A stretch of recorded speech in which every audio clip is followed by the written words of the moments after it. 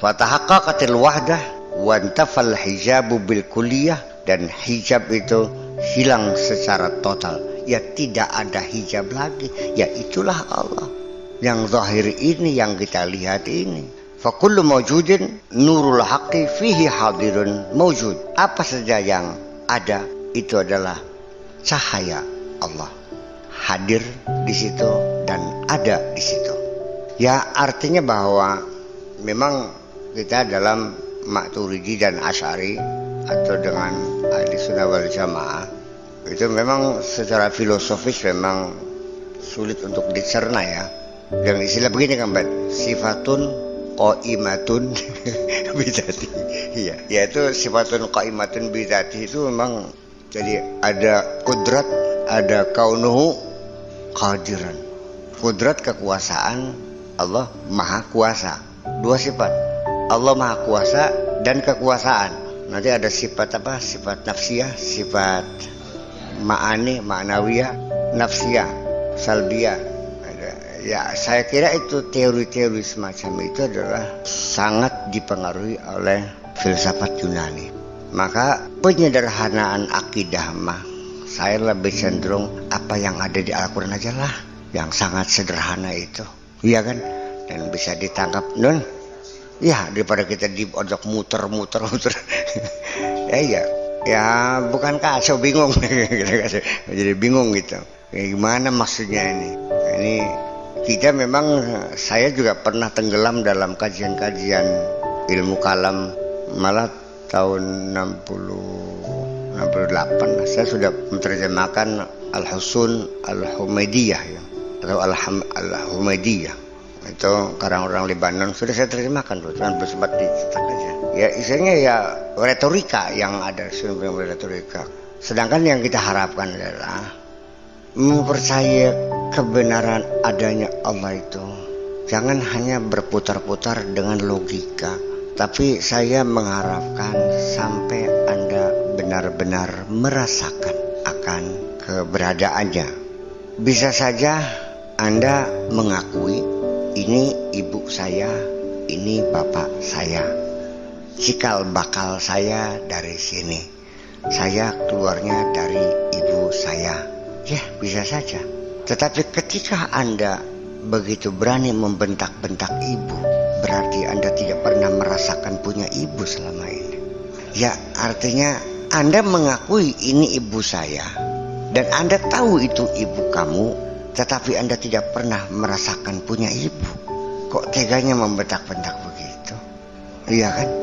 Dia hanya minta tolong dibelikan sendal karena New Era lagi TV itu, nang tolongkan toko sendal beli lagi langkat duit. Kita banyak melihat orang yang tidak merasakan bahwa itu adalah ibunya kok, dan banyak juga orang yang tidak merasakan itu istrinya, iya kan? Tapi kok tidur bareng ya, padahal kalau ngimpi kok bisa punya anak ya, sama dengan ngimpi lah. Kan beli sengaja lindur. Sekarang Anda yakin nggak bahwa Anda bangsa Indonesia? Anda merasa nggak sebagai bangsa Indonesia? Apa yang Anda rasakan sebagai bangsa Indonesia? Apakah ketika Anda sakit negara membantu? Apakah anak-anak Anda yang mau sekolah tidak bisa bantu? Jadi apa yang selama ini Anda rasakan? KTP.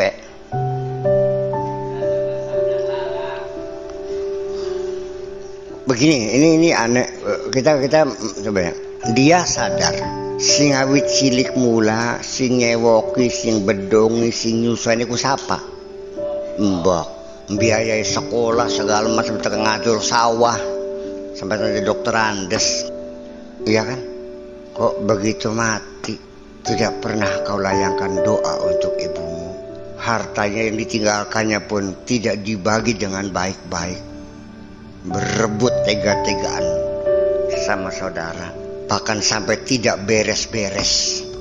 Nalikane ana wong nagenang iki kwetansi utang mbok kira ya lo tagih ning makam.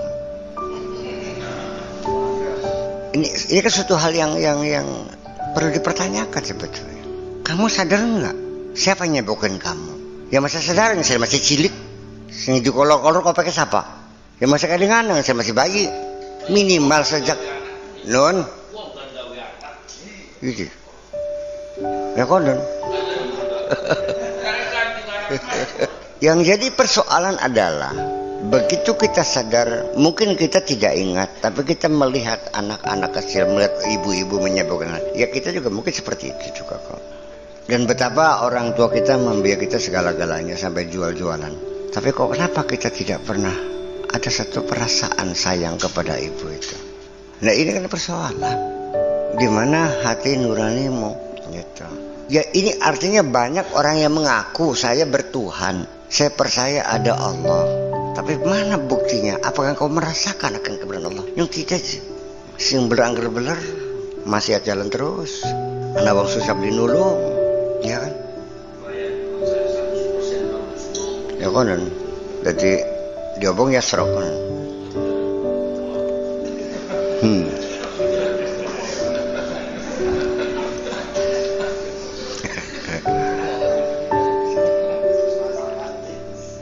Ya artinya begini, konsletnya di mana? Kalau Anda yakin neraka ada, neraka itu api yang membakar untuk orang-orang yang berbuat jahat. Ketika Anda berbuat jahat, ada rasa takut enggak?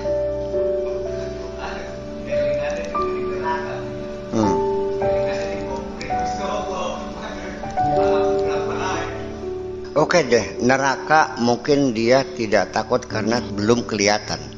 Tapi siksa di dunia, neraka di dunia, penyakit AIDS, sifilis, gonore dan sebagainya, kok kenapa tambah kendel? Padahal tiap hari dia melihat di TV bagaimana orang penyakit AIDS itu kan gitu, di rumah sakit, di tempat-tempat yang pamflet, ya baliho segala macam, awas AIDS di majalah, di koran, iya kan, yang hukumannya mati, obatnya nggak ada. Kok nggak takut kok? Iya kenapa? Ini persoalannya kesana. Lagi itu non menghindar. Maksudnya gimana menghindar tuh? Oh tidak mampu memberikan perlawanan gitu atas hasratnya itu maksudnya. Oh ya bukan menghindar namanya.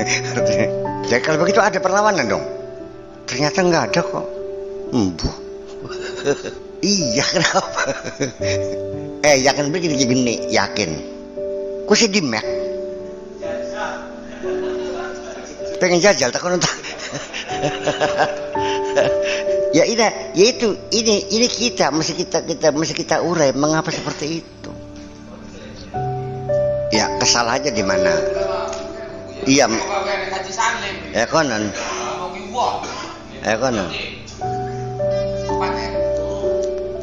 Ya artinya bahwa saya nanya dulu. Ketika Anda melihat ada seorang pengemis, kakinya buntung, bawa batok, Pak tolong saya belum makan 3 hari Pak, ngenas bisa kok.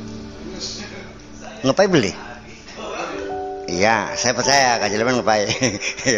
Cilman saya percaya ya, dia ada kedermawanan. Tapi saya melihat kan banyak orang yang cuek aja, saben baik.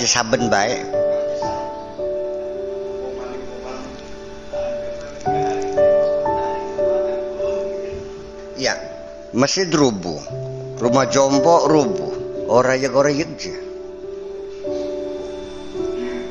Sampai tekan pakane wong melarat ditilep aja.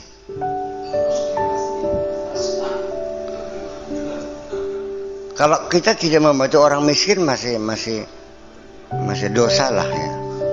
Tapi bakal pakane wong miskin ditilep, ya kena menen, tega kan gitu. Iya. Lalu ujungnya ya godaan setan.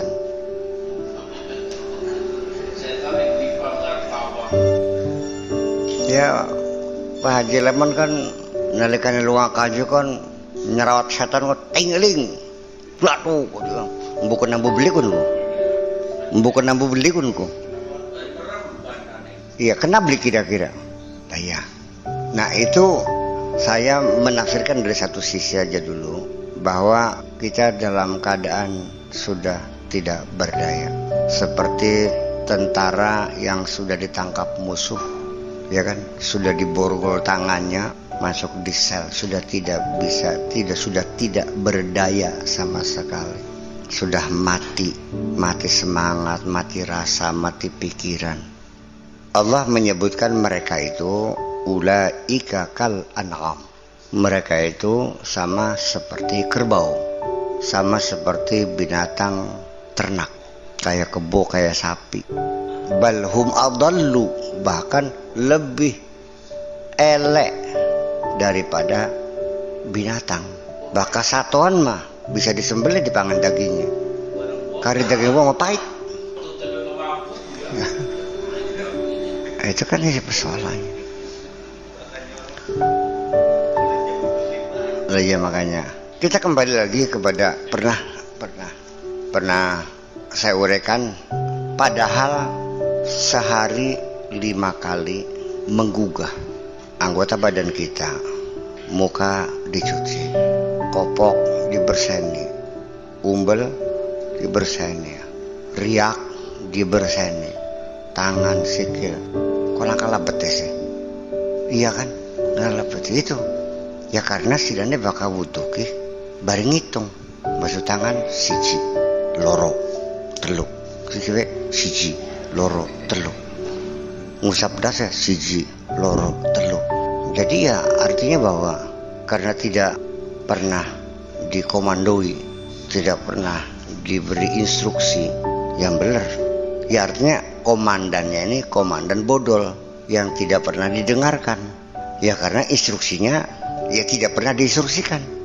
Makanya kesempatan kita untuk membangkitkan supaya kita hidup lagi, supaya jangan terbelenggu ini, supaya komandan kita berfungsi lagi dan ditaati oleh anggota badan kita. Ya cobalah ketika berkumur-kumur, berkatalah dalam hatimu, katakan dalam hatimu, wahai mulutku, bicaralah yang baik-baik saja. Ya kan begitu.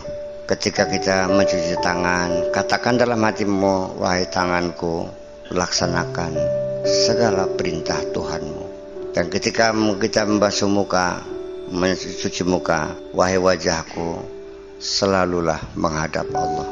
Dan ketika kita membasuh kepala, wahai kepalaku, pikirkanlah kebesaran Allah. Dan ketika mencaci kaki, wahai kakiku, melangkahlah di jalan Allah. Sedina ping 5, masa beli mempan, silahkan, tidak ada masalah.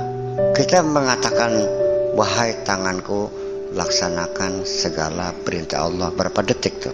Ada 4 detik ya, 2 detik. Wahai tanganku, laksanakan segala perintah Allah. 3 detik lah, 4 detik lah. Ya saya kira kita mengatakan begitu nggak usah dengan mulut. Begitu hati kita mengatakan, dalam 1 menit 1000 kali juga bisa. Paham gak? Pikiran kita bisa membuka lembaran hidup kita dari kecil sampai sekarang, bisa melihat dalam saat yang sama. Iya kan? Kita bisa memikirkan 2 hal pada waktu yang sama. Bahwa kita jangan menghitungnya dengan ungkapan mulut yang bersuara, yang berhuruf, yaitu tentu terikat dengan waktu, ya kan begitu.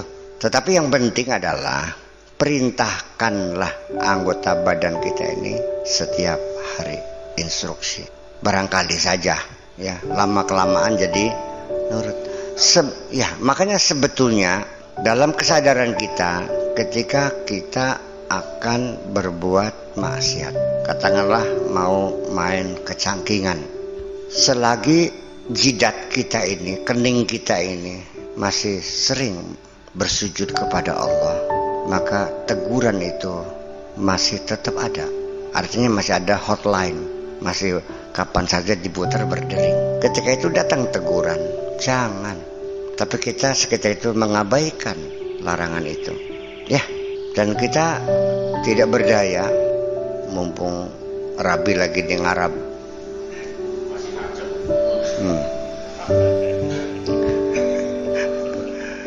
Terjadi perlawanan sampai gerak kaki pun kanan kiri maju mundur berkaru-karuan gitu. Ya.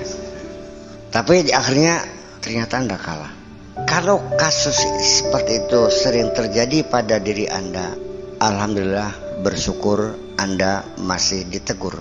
Tetapi ketika berulang-ulang teguran itu diabaikan, maka selanjutnya sudah bosan, sudah tidak perlu ditegur lagi. Silahkan, go ahead. Wa namudduhum fi tughyanihim, takjor sisan. Las mana? Sisan kesasare. Ya kan begitu. Ini bertahap. Setelah itu hilanglah teguran itu dan sudah tidak lagi merasa berdosa.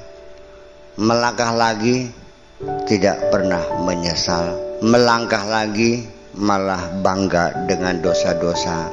Melangkah lagi ngejak-ngejak batur. Dan itu sudah, kalau sudah ngajak batur, sudah bersekutu dan dia sudah menjadi setan. Jadi bakal ana wong sing raktir sira ngejak cakingan, ya setan kun kok. Beli jadi aja watir, usaha kedut ke, ayo traktir. Nah itu ketika setan sudah berbentuk manusia, maka godaannya jauh lebih efektif daripada setan yang berbentuk jin. Kalau jin mah sekadar berbisik aja lah. Paling yang ngediki kempung bae. Ongkon traktir, warga blek duit.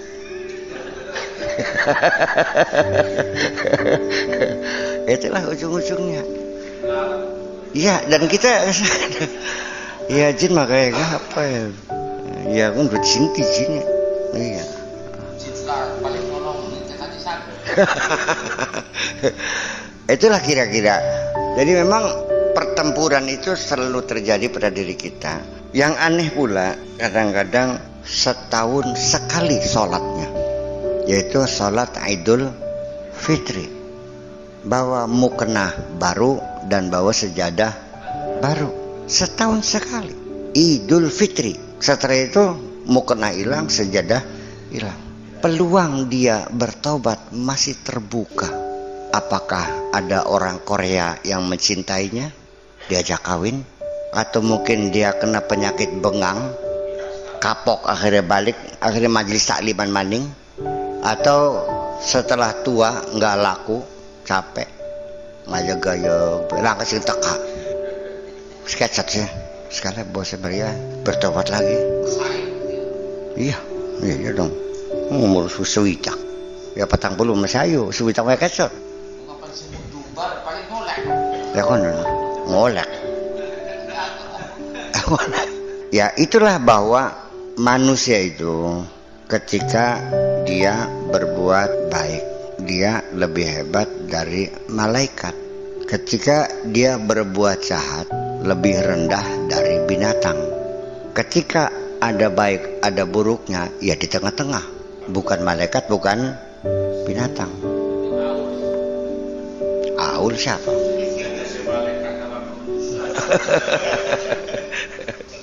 Kenapa lebih tinggi dari malaikat? Karena dalam kebaikannya dia membawa beban hayawaniah dia.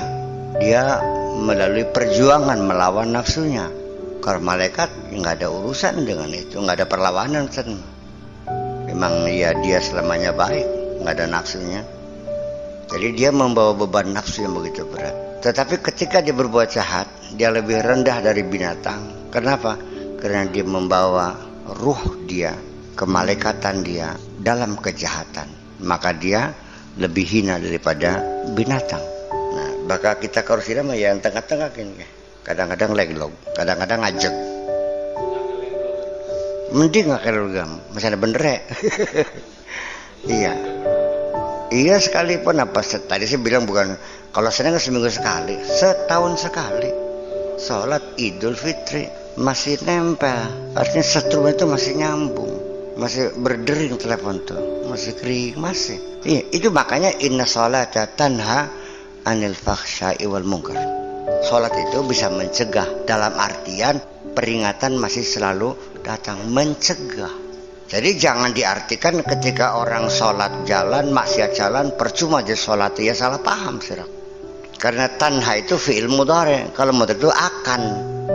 Bakal kan wista lagi, bisa ngakan dulu hutan. Kali akan ku wista lagi, ya beli lagi, ya durung berarti kan. Iya. Kapan? Ya mau kapan-kapan pak. Ya ini kapan-kapan. Ya kapan-kapan.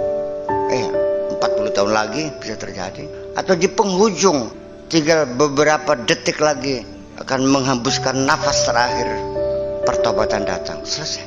Itu persoalannya. Ya, insyaallah. Mudah-mudahan. Ya, dan itu juga beruntung itu.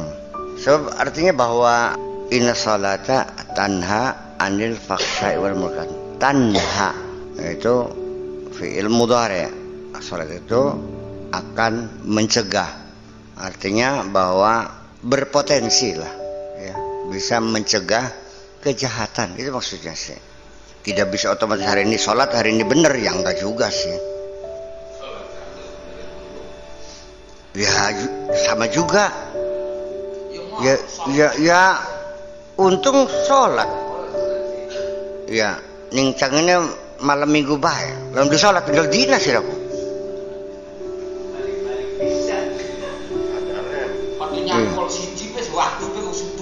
Iya niku. Lumayan. Nah, begini, ketika lampu ini redup, biasanya karena kurang massa tuh. Ya. Nah, makanya supaya terang, ya coba dihubungkan dengan arde. Kalau arde itu bahasa Arab, alladzi khalaqas samawati wal arde.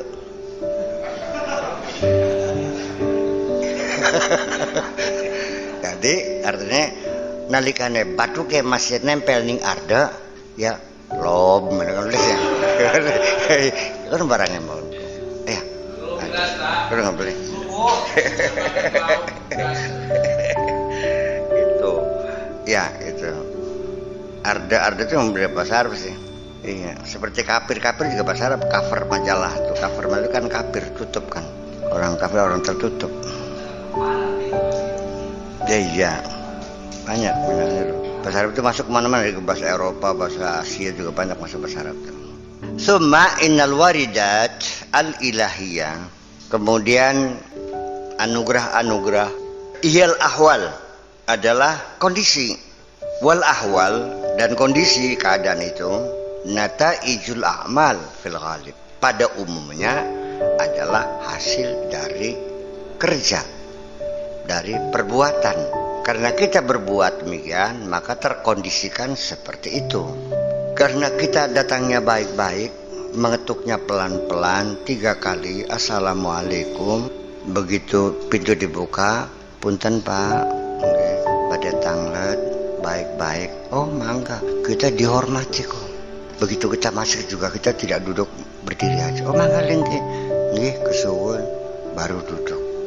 Orang kedatangan orang begitu sopan, maka terkondisi orang itu akan hormat kepada kita. Jadi ketika kita itu dihormati orang, itu adalah nataijul a'mal, akibat dari perbuatan kita sendiri semuanya.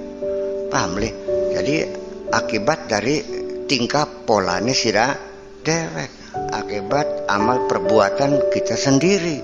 Ya, kesulitan yang kita hadapi ini adalah akibat dari bagaimana kita mengambil keputusan, bagaimana kita merespon terhadap peristiwa-peristiwa yang kita hadapi. Itu persoalannya. Itu nataijul amal fil ghalib, pada umumnya. Wal amalu wa dzakara Syekh al-amala, dijelaskan oleh Syekh di sini amal itu apa, bagaimana beramal.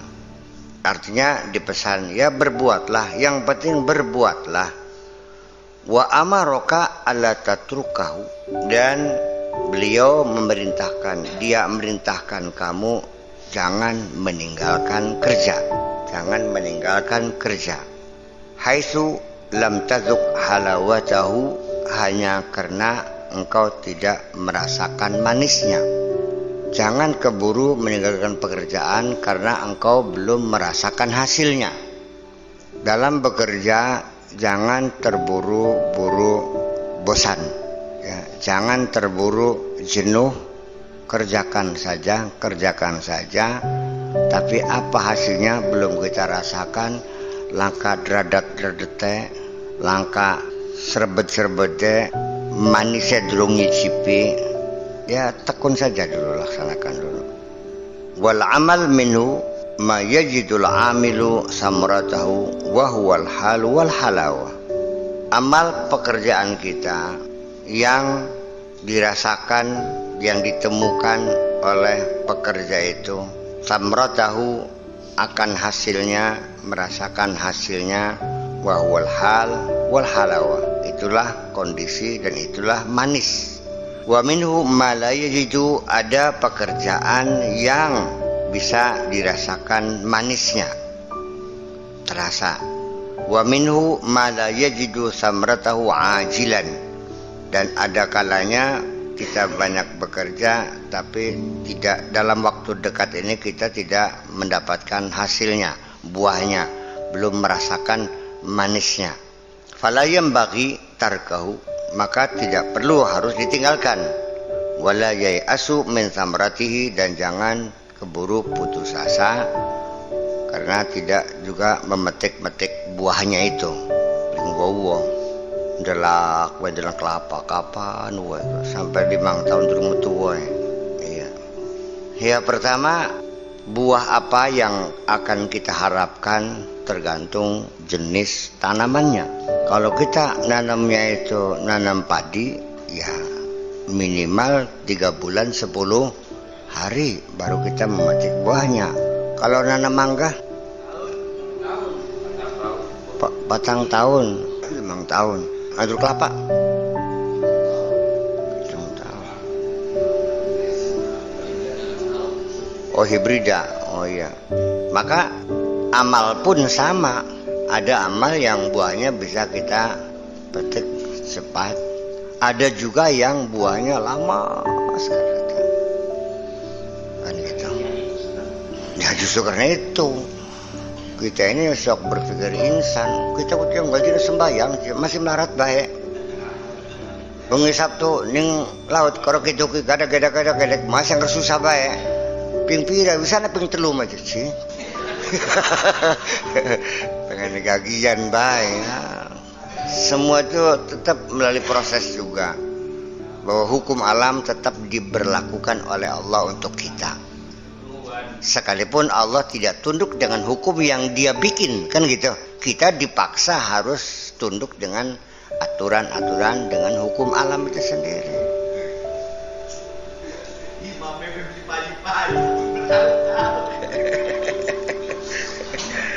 Ya pun saya melarat baik. Ya.